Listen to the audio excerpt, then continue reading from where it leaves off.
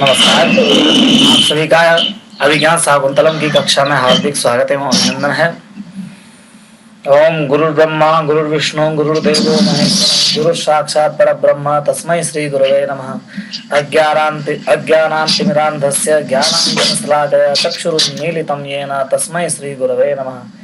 या सृष्टिः सृष्टुराद्या वहति विद्युतं या हविर्या च होत्री ये द्वैकालं विदत्तः श्रुतिविषयगुणा या स्थिता व्याप्य विश्वम् या माहो सर्वबीज प्रकृतिर्दया प्राणिनः प्राणवन्तः प्रत्यक्षाभिप्रपन्नस्तनुभिरवतु सनाभिरष्टाभिरीशः। तो कल तक की कक्षा के बाद आप आगे पढ़ेंगे। तो कहानी यहाँ तक पहुँच चुकी थी कि अभी शकुंतला, प्रियंवदा और अनुसुईया मंच पर उपस्थित हो गई थी और आपस में बातचीत कर रही थी। और प्रियंवदा, जैसा कि नाम से ही स्पष्ट है कि प्रियंवदा जो प्रिय वद अर्थात उच्चारण करती है, बोलती है, मधुर जिसका संभाषण होता है वह प्रियंवदा है। तो अपने नामानुसार प्रियंवदा शकुंतला के साथ उपहास कर रही है, शकुंतला को छेड़ रही है। ठीक है, स्त्री सुलभ परिहास कर रही हैं। तो इस स्त्री सुलभ परिहास में प्रसंग आता है शकुंतला और प्रियंवदा के संवाद का। वह संवाद क्या था कि शकुंतला प्रियंवदा कहती है कि उसी वृक्ष के पास जरा तुम खड़ी रहो, ठीक है। मैं तुम दोनों ऐसे लग रहे हो माना कि उस वृक्ष को अपनी सखी बेल जो है वो प्राप्त हो गई हो। इसके बाद शकुंतला कहती है, सखी अनुसूये अति पिनद्धेन वल्कलेन प्रियंवदया नियंत्रितास्मि शीतलया तावत् एतत्। हे अनुसूया, अत्यधिक पिनद्धेन, अत्यधिक टाइट बांधने के कारण प्रियंवदा के द्वारा मैं नियंत्रित की जा रही हूँ। शिथिलया तावत् एतत्, थोड़ा जरा इसको ढीला करो।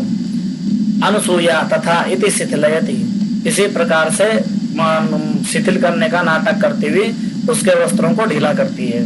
प्रियंवदा अत्र पयोधर विस्तारयत्रि आत्मनो यौवनम उपालभस्व।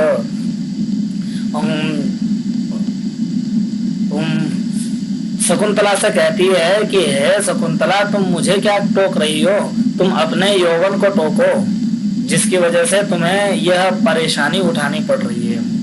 राजा कामम अनुरूपम अस्या वपुषो वलकलम न पुरन अलंकार श्रियम न पुष्यति। और कहता है कि इसने जो वलकल धारण कर रखे हैं, इस वलकल के धारण करने पर भी इसकी शोभा कम नहीं हो रही है। ठीक है।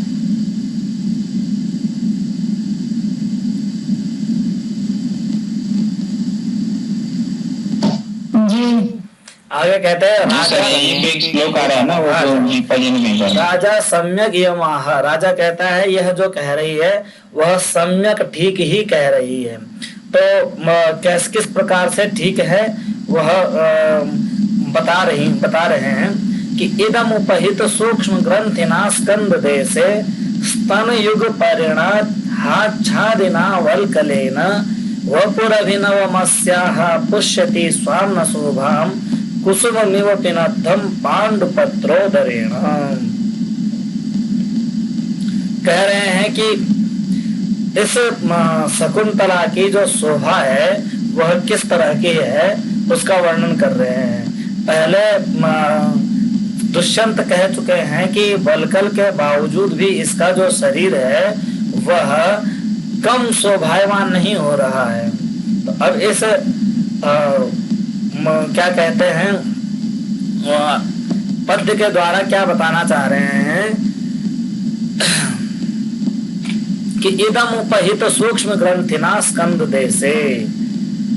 स्कंद देश अर्थात कंधे पर उपहित सूक्ष्म ग्रंथिना, कंधे के उपहित माने समीप, सूक्ष्म ग्रंथिना सूक्ष्म गांठ लगी हुई, स्तन युग परिणा हाथ छादिना वल्कलेना, स्तन युग, जो स्तन युगल है उसके परिणाम को, उसके विस्तार को छादिना ढकने वाले वल्कलेन, वल्कल के द्वारा इदम अस्याह अभिनवम वपुः, इसका जो अभिनव वपु है, नव यौवन से युक्त इसका जो शरीर है वह स्वाम शोभाम न पुष्यति, वह अपनी शोभा को प्राप्त नहीं कर पा रहा है। किस प्रकार से? तो कुसुम मिव पिनद्धम पांडुपत्रोदरेण, पांडुपत्रस्य उदरेण, जिस प्रकार से जो पत्ते हैं वो अपने पीले पत्तों के उदर भाग से अर्थात मध्य भाग से, जिस प्रकार कुसुमम जो फूल है वह ढका हुआ रहते हुए अपनी शोभा को विस्तृत नहीं कर पाता। कोई पुष्प है जो खिलना चाहता है लेकिन पत्तों से, जो पत्ते हैं पीले पीले कोपल है उनसे जो ढका हुआ रहता है, उस ढकने से वह अपने वास्तविक शोभा को प्राप्त नहीं कर पाता है। इसी तरह जो शकुंतला है उसके स्तन युग जो वल्कलों से ढके हुए हैं, वह ढकने के कारण शकुंतला अपने पूर्ण यौवन के सौंदर्य को प्राप्त नहीं कर पा रही है। यह कहना है दुष्यंत का।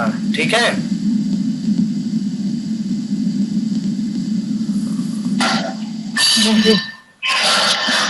ठीक है। अब सब कर रहे हैं कि स्कंद देशे उपहित सूक्ष्म ग्रंथिना स्तन युग परिणाहाच्छादिनावल कलेन अस्या इदम अभिनवम वपुः पांडुपत्रोदरेण पिनद्धम कुसुमम इव स्वाम शोभाम न पुष्यति, कि कंधे पर लगाई गई पतली ग्रंथि वाले दोनों स्तनों को ढकाने वाले वल्कल के द्वारा इसका यह सुंदर शरीर पीले पत्तों के मध्य भाग से ढके पुष्प की तरह अपनी शोभा को प्राप्त नहीं कर पा रहा है। इसका तात्पर्य इतना है कि इसका जो शरीर है यद्यपि वह सुंदर है और दिखाई भी सुंदर पड़ रहा है वल्कल के द्वारा, किंतु वल्कल ने कुछ इसकी न्यूनता की हुई है। इसका तात्पर्य यह कतई नहीं है कि वह वल्कल भी हटा दे। इसका तात्पर्य यह है कि वह जो वल्कल रूपी तपस्वी वेश धारण किया हुआ है, उस वल्कल रूपी तपस्वी वेश के कारण उसका जो सौंदर्य का पूर्ण ओज है वह निखर नहीं पा रहा है। यदि यह रेशमी वस्त्र धारण कर ले या सामान्य वस्त्र धारण कर ले अथवा राजसी वस्त्र धारण कर ले तो निश्चित ही यह अत्यंत ही रमणीय, अत्यंत सौंदर्यशालिनी प्रतीत होगी। समझे? जी। किसी को कोई दिक्कत?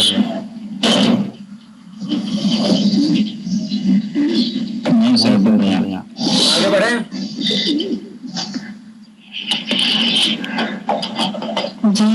आगे बढ़ो। आगे कुतः, आगे कोई और लाइन है क्या? नहीं,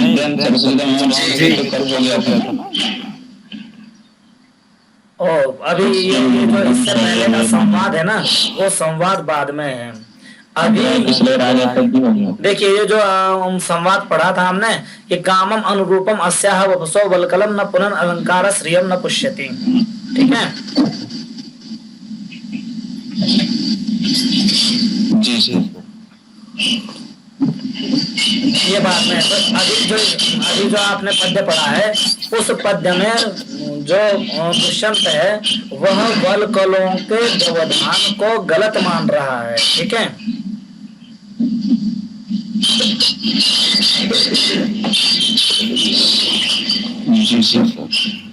वह यह अभिव्यक्त कर रहा है कि वल्कलों के कारण इसकी खूबसूरती निखर नहीं पा रही है। ठीक है,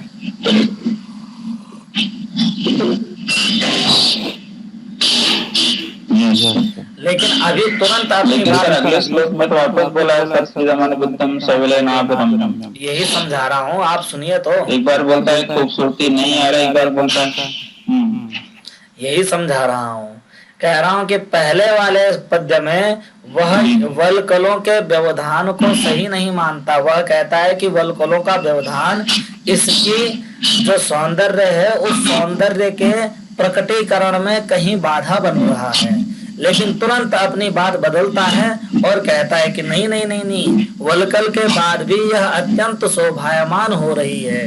कैसे कि सरस अनुविद्धम शैवलेनापि रम्यम मलिनमपि हिमांशो लक्ष्म लक्ष्मीं इयम अधिक मनोज्ञा वलकलेनापि तन्वी किमिव मधुराणाम मंडनम नाकृतीनाम। कि वलकल के बाद भी यह अत्यधिक रमणीय हो रही है। क्यों? क्योंकि जो सुंदर व्यक्ति हैं, कौन सी वस्तु ऐसी है जो उनके लिए अलंकार नहीं होती।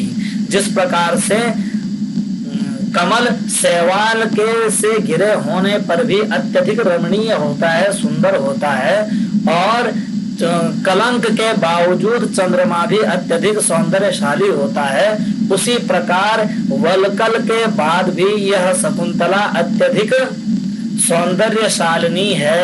क्यों? क्योंकि यह अत्यंत ही मधुर आकृति की स्त्री है, युवती है, और जो स्वभावतः स्वरूपतः सुंदर आकृति वाले होते हैं, ऐसी कौन सी वस्तु है जो उनके लिए अलंकार नहीं हो जाती। अतः यह वलकल भी उसका अलंकार ही है, उसके सौंदर्य को बढ़ा ही रहा है, कम नहीं कर रहा है। ठीक है।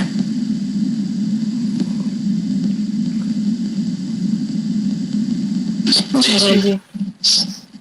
अब आता है आगे। आगे क्या है? शकुंतला अग्रतो अवलोक्य, आगे देखते हुए, ऐसा वाते, ये तो हो गया था ना।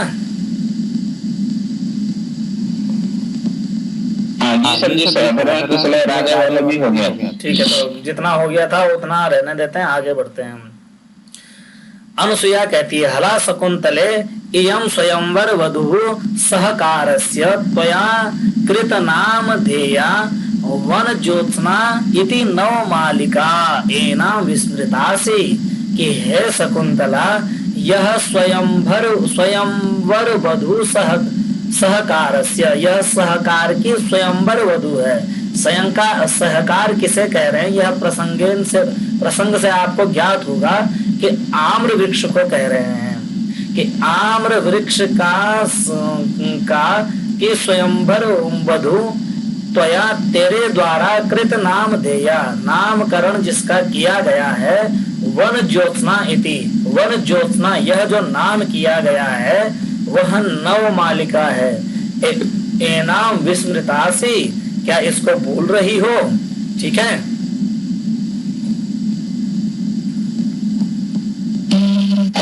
शकुंतला आम के वृक्ष को वन ज्योत्सना नाम दिया है? हाँ, नहीं, जो नव मालिका की लता है, उस नव मालिका की लता को वन ज्योत्सना नाम शकुंतला ने दिया हुआ है। जो नव मालिका आम्र वृक्ष की स्वयंवर वधु है, अर्थात आम्र वृक्ष की सहचारिणी माना गया है, मानी गई है। तो उसकी ओर संकेत करती हुई अनुसूया कहती है कि हे शकुंतले, इस नव मालिका को भूल रही हो क्या? क्या इसे जल नहीं दोगी? क्या प्रियंवदा से इतना रूठ गई हो कि इसको ही भूल गई हो?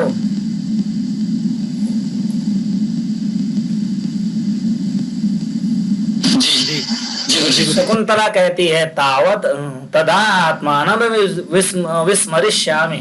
अरे अगर उसको भूलूं तो मैं खुद को ना भूल जाऊं। तो लताम उपेत्य अवलोक्य च, लता के समीप जाकर और देखकर, ऐसे देखते, अरे मैं इसको भूलूंगी तो मैं खुद को, स्वयं को ना भूल जाऊं। फिर कहती है, हला हे हाय रमणीय खलु काल एतस्य लता पादप मिथुनस्य व्यतिकरः संवृतः।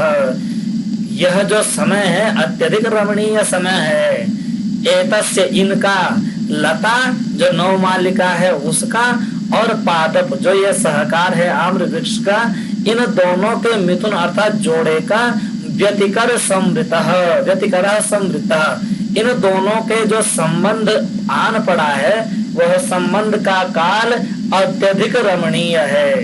हे सखियों, इन दोनों के संबंध का यह काल अत्यधिक रमणीय है, बहुत अच्छे समय में इन दोनों का संयोग हुआ है।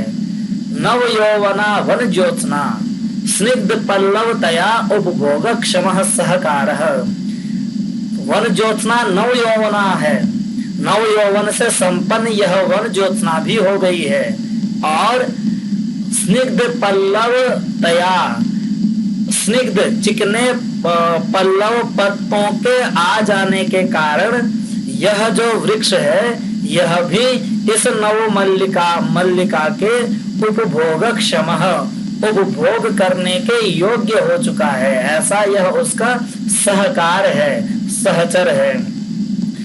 तात्पर्य यह है कि शकुंतला कहती है कि इन दोनों का जो संयोग हुआ है वो अच्छे काल में हुआ है। ऐसा काल है जब दोनों के दोनों एक दूसरे का उपभोग करके यौवन सुख ले सकते हैं। नव मल्लिका भी नव यौवन से संपन्न हो चुकी है, और जो आम्र वृक्ष है वह भी नवीन कोपलों के कारण युवावस्था को प्राप्त है, अर्थात नव मल्लिका के उपभोग में समर्थ है। ऐसा दोनों के मानवीकरण से भाव जगाया है शकुंतला ने। अब शकुंतला ने तो भाव जगा दिया और अपने ही संवाद से प्रियंवदा को चुटीले और उसको छेड़ने का अवसर दे दिया। प्रियंवदा तो ताक पे बैठी है कि कब उधर से कोई डायलॉग निकले और मैं उसको छेड़ूं। उसका तो काम ही है जो शकुंतला बोले उसके लिए उस तरह का प्रबंध करके रख देना।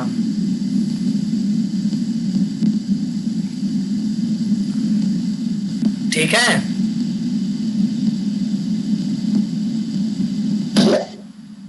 जी जी जी।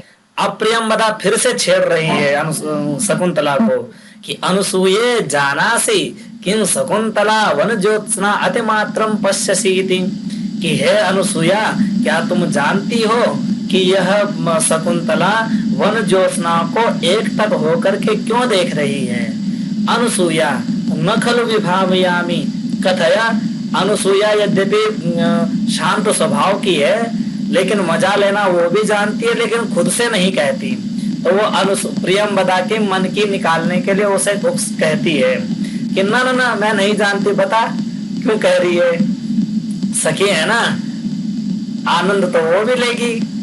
तो प्रियंवदा कहती है यथा वन ज्योत्सना अनुरूपेण पादपेन संगता अपि न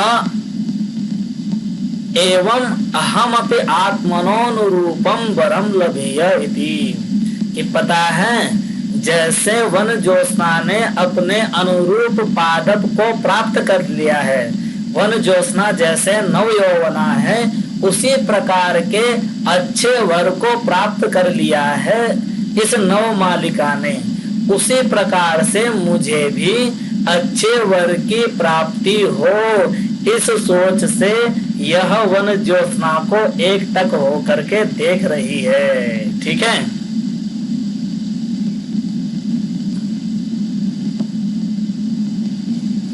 जी। भाव समझ में आ रहा है ना।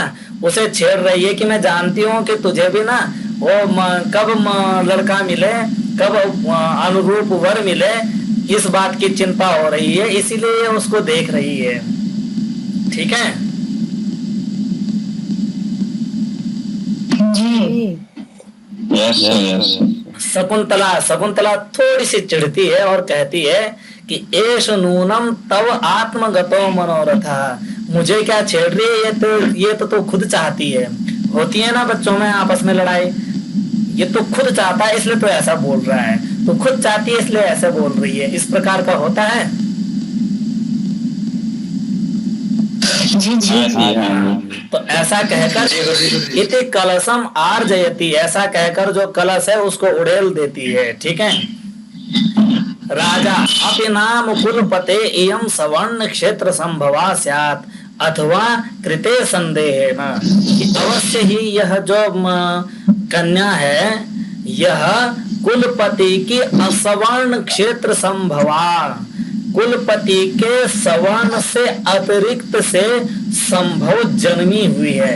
अर्थात कुलपति है ब्राह्मण और यह जो कन्या है यह अवश्य ही ब्राह्मण से भिन्न वर्ण से उत्पन्न हुई कन्या है, यह ब्राह्मण कन्या नहीं है।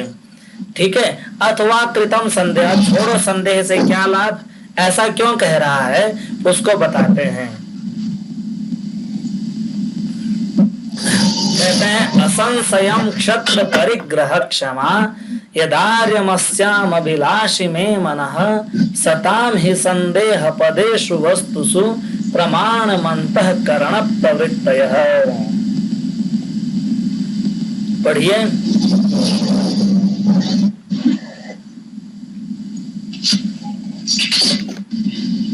असंशयं क्षत्र परिग्रह क्षमा यदार्यमस्याम अभिलाषी में मनः सताम संदेह पदेषु वस्तुषु प्रमाणमन्तः करण प्रवृत्तयः। असंशयम क्षत्र परिग्रह वर्ण क्षेत्र संभवावलन। कुलपति हैं, कौन ऋषि हैं, ब्राह्मण हैं। ठीक है जी। वो कह रहा है कि अवश्य ही ये कुलपति की असवर्ण क्षेत्र अर्थात जो सवर्णी नहीं है ऐसे क्षेत्र से जन्मी हुई कन्या है। असवर्ण ब्राह्मण के लिए असवर्ण क्या होगा, ब्राह्मण के अतिरिक्त के वर्ण से, अर्थात ब्राह्मण से अतिरिक्त वर्ण की स्त्री से जन्मी हुई यह कन्या है, ऐसा मुझे स्पष्ट प्रतीत हो रहा है। अथवा कृतम संदेह है ना, अथवा संदेह क्या करना, क्यों नहीं संदेह करना, उसके लिए अगला पद्य उपस्थित कर रहे हैं महाकवि कालिदास। असंशयम क्षत्र परिग्रह क्षमा यदार्यमस्याम अभिलाष में मना सताम ही संदेह पदेषु वस्तुषु प्रमाणमन्तः करण प्रवृत्तयः। असंशयम क्षत्र परिग्रह क्षमा, असंशयम संदेह रहितम निसंदेहम इत्यर्थः, कि निश्चित ही क्षत्र परिग्रह क्षमा, क्षत्र क्षत्र है क्षत्रिय का सूचक, कि क्षत्रिय के द्वारा परिग्रह अर्थात उस विवाह करने क्षमा योग्य, क्षत्र परिग्रह क्षमा क्षत्रिय के द्वारा परिग्रहण करने के योग्य यह शकुंतला है। यह शकुंतला क्षत्रिय के द्वारा परिग्रहण करने योग्य है। क्यों, तो कारण दे रहे हैं कि यदार्यमस्याम अभिलाषी में मनः, यत चूंकि मैं, क्योंकि अस्याम इसके प्रति, इस शकुंतला के प्रति मैं आर्यम मनः, मेरा जो आर्य मन है, आर्य मन है निशुद्ध शुद्ध मन, श्रेष्ठ मन, मेरा जो मन है शुद्ध परिष्कृत तपस्वी मन है, वह मन अस्याम अभिलाषी इसका अभिलाषा कर रहा है। मेरा जो श्रेष्ठ मन है, शुद्ध मन है, जो विद्यादि संस्कारों से अनुशासित बनाया हुआ मन है, ऐसा मन भी यदि इसका अभिलाषा कर रहा है तो अवश्य ही यह क्षत्रिय के द्वारा ग्रहण की जाने वाली युवती है। ऐसा क्यों, क्योंकि सताम ही संदेह पदेषु वस्तुषु प्रमाणमन्तः करण प्रवृत्तयः।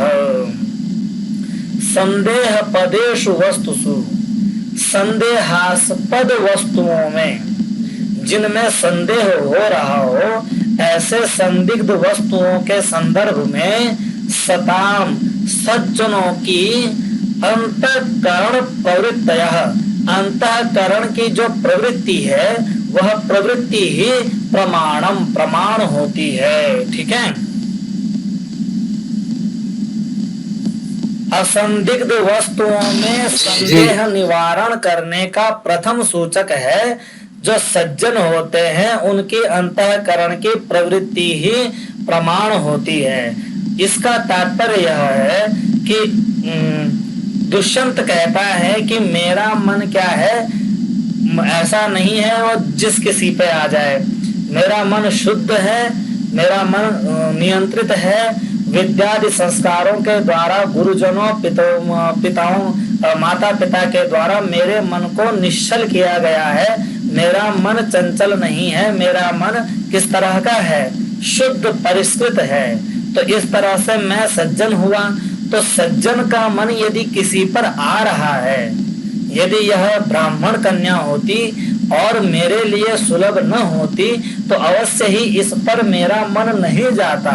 किंतु इतना होने पर भी इसके प्रति जो मेरे मन का आकर्षण है वह आकर्षण अन्यथा नहीं हो सकता।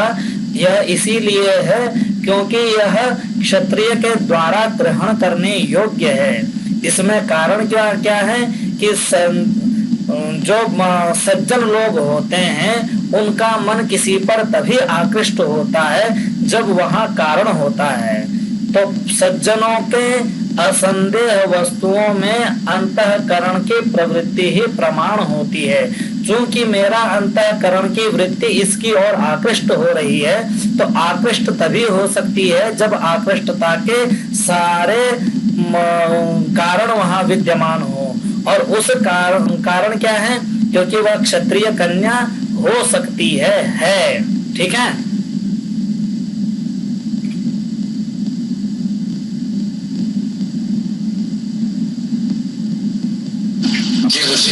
तो यह सूक्ति भी है, इसे याद कर लेना चाहिए।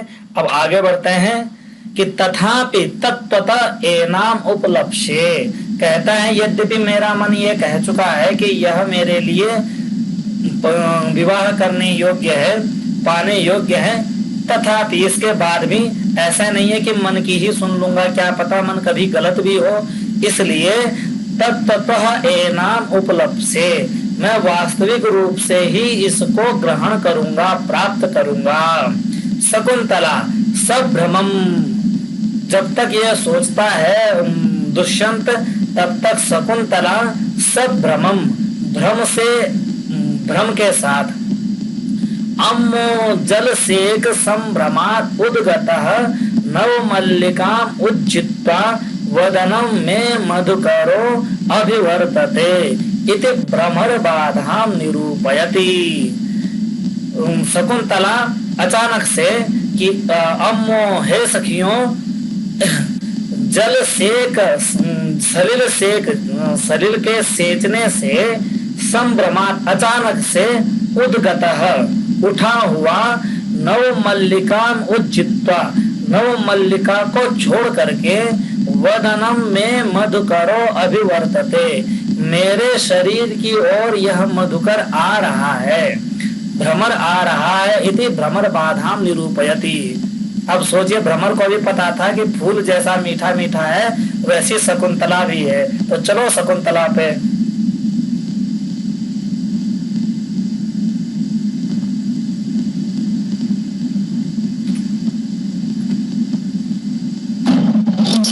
आप लोग मजे नहीं ले रहे हो, हद हो गई।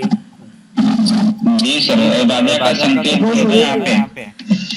हाँ, तो शकुंतला संभ्रम के साथ इशारे करती हुई कि भैया ये जो मधुकर है वो यहाँ नव मल्लिका का रसपान कर रहा था और वहां से उसको छोड़ करके ये मेरी ओर आ गया है। ठीक है। अब राजा कहता है सस्पृहम विलोक्य, बड़े चाव से आया है, ये तो बहुत अच्छा सीन क्रिएट हो गया है। ठीक है, बड़े चाव से देखकर, और कहता है वो जो स्थिति है उस स्थिति का वर्णन करता है। चला पांगाम दृष्टिम स्पृशसि बहुसो बेपथुमतीम रहस्याख्यायीव स्वनसि मृदुकर्णां तिकचरः करो व्याधुन्वत्याः पिबसि रति सर्वस्वमधरं वयं तत्त्वान्वेषान् मधुकरहतास्त्वं खलु कृति। वर्णन कर रहे हैं कि हे मधुकर, हे भ्रमर, भ्रमर को संबोधित करते हुए यह पद्य है कि हे भ्रमर, चला पांगाम बेपथुमतीम दृष्टिम बहुसो स्पृशसी। चला पांगम चल रही है, अपांग यानी नेत्रों के, अपांग पौर जिसके, अर्थात चंचल नेत्रों वाले, और बेपथुमतिम कंपायमान, जो बेपथु यानी कंपायमान, मतिम माने वाली, कांपती कंपन वाली जो दृष्टि है उसको बहुसो बहुत बार स्पृशसी स्पर्श कर रहे हो। ध्यान देना, बड़ा ही रमणीय श्लोक है। हो सकता है कुछ लोगों को लज्जा का अनुभव हो, लेकिन मन में तुम लोग मंद मंद मुस्कुराओगे, क्योंकि तुम्हारे मन में लड्डू फूटेंगे। 1 रुपया में 2 लड्डू वाला।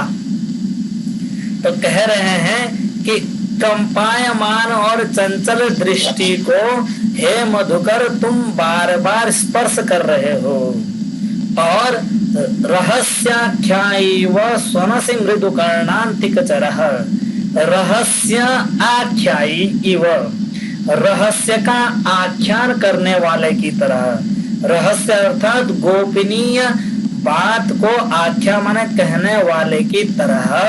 कर्णांतिक चरह, कर्ण के अंतिक में चरने वाले, कर्ण के समीप चरने वाले हे मधुकर, तुम मृदुम स्वनसी, मधुर शब्द कर रहे हो, गुंजार कर रहे हो। यहाँ स्क्रीन पे स्वनति लिखा हुआ गलत है, वो स्वनसी होना चाहिए।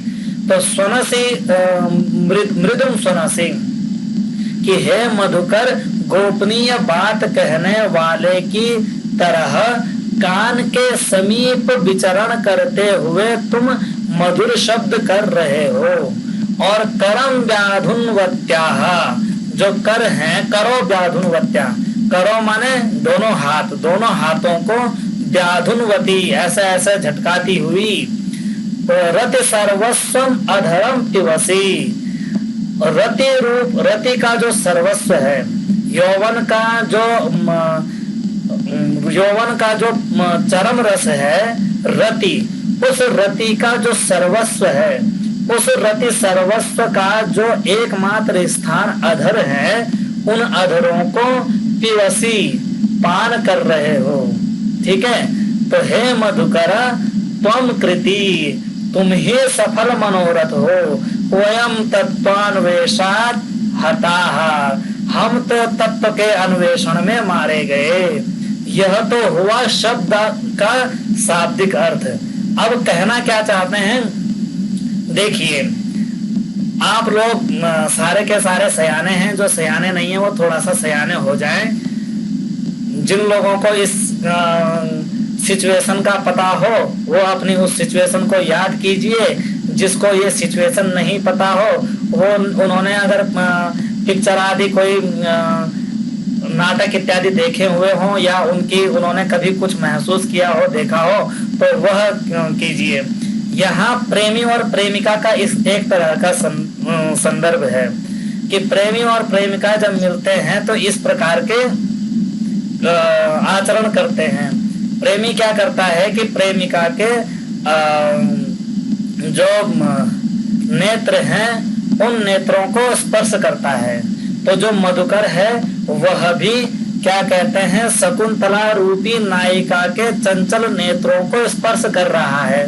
तो मधुकर प्रेमी होने का पूर्ण सुख ले रहा है, पहला। दूसरा है कि जिस प्रकार से प्रेमी अपनी प्रेमिका के कान पे जाकर के सुंदर सुंदर वार्तालाप करता है, उसी तरह से ये मधुकर भी शकुंतला के कान के पास में जाकर के मधुर गुंजार कर रहा है। और जिस प्रकार से एक प्रेमी अपनी प्रेमिका के अधरों का पान करता है और प्रेमिका हाथ हिलाती रह जाती है, उसी प्रकार से यह मधुकर भी हाथ हिलाती हुई शकुंतला के रति सर्वस्व रूप अधरों का पान कर रहा है। तो प्रेमी होने के समस्त सुखों का उपभोग इस मधुकर को प्राप्त है। और मैं बेचारा दुष्यंत यहाँ ये सोच रहा हूँ कि ये किसकी बेटी होगी, ब्राह्मण की होगी या नहीं होगी, मेरे लिए ठीक रहेगी या नहीं रहेगी। तो हे मधुकर धन्य हैं आप, और हम तो बेचारे इसी ढूंढ में मारे गए कि ये है कौन। तो मधुकर तुझसे बड़ा पुण्यशाली कोई नहीं हो सकता। ठीक है, जी। आ गया अच्छे से समझ में? बहुत बढ़िया जी। तो देखिए मनमा लड्डू फूटा।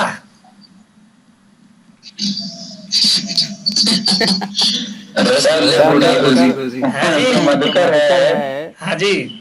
हाँ, जो मधुकर है उसके आधार पे जाके काट लेगा तो उसका तो स्वेलिंग हो जाएगी। अब वो होने तो उससे क्या करना है भाई। प्रेमी सोचता है क्या ऐसा कि मैं अगर ऐसा करूंगा तो इसको ये हो जाएगा, और प्रेमिका सोचती है कि अगर मैं इसको ये करने दूंगी तो ये हो जाएगा। पता है जो लाल वाला मधुकर से बुखार भी आ जाता है। अब वो तो भैया, अब प्रेमिका ये सोचने लगी कि ये लाल वाला मधुकर से मैं बीमार हो जाऊंगी तो ये तो यहाँ हर प्रेम में हर डॉक्टरी ज्ञान नहीं, यहाँ तो जो हो रहा है उसे होने दीजिए। जब तक अच्छा होता है तब तक अच्छा होने दीजिए, उसके बाद बुखार आ गया तो दवाई खा लेना चुपचाप से। दवाई खा लो। ठीक है। पर यहाँ पे कृति शब्द है, वो कृति का कृति माने कृतार्थ हो जाना, मतलब आपने जो किया है सफल मनोरथ हो जाना। मधुकर क्या है?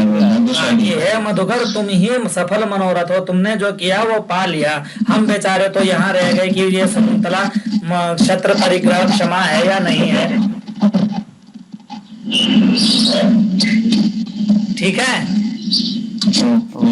तो आज तो दिन बन गया आप सबका।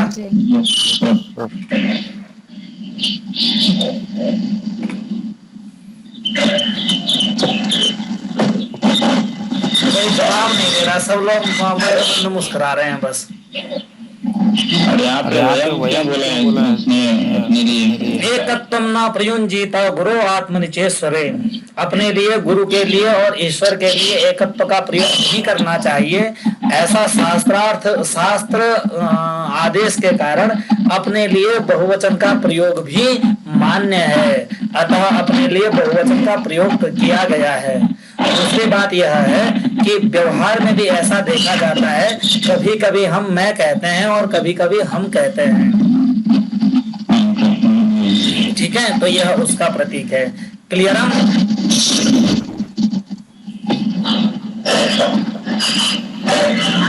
जी। तो आज की कक्षा यहीं समाप्त की जाए। जी। तो आज की कक्षा यही विराम करते हैं। ओम पूर्णमदः पूर्णमिदं पूर्णात् पूर्णमुदच्यते पूर्णस्य पूर्णमादाय पूर्णमेवावशिष्यते। ओम शांति शांति शांति। आप सभी का दिन मंगलमय हो। इन्हीं शुभकामनाओं के साथ आज की कक्षा यही विराम करते हैं। आशा करते हैं कि अभी तक जो आपके द्वारा आपको पढ़ाया गया है आप उसको तैयार करते हुए प्रस्तुत करते रहेंगे और हमारा अध्ययन अध्यापन यूं ही हंसी खुशी और उत्साह के साथ चलता रहेगा। और आज का जो श्लोक बताया गया है, पद्य बताया गया है, आज दिन भर उसका आस्वाद करें और आस्वाद करते हुए उसे याद करते रहें, ताकि आप अपने जीवन में ऐसे क्षणों का अनुभव करते रहें, आनंद लेते रहें। ठीक है सर, क्लास चलेगी सर। चेंज हुआ क्या?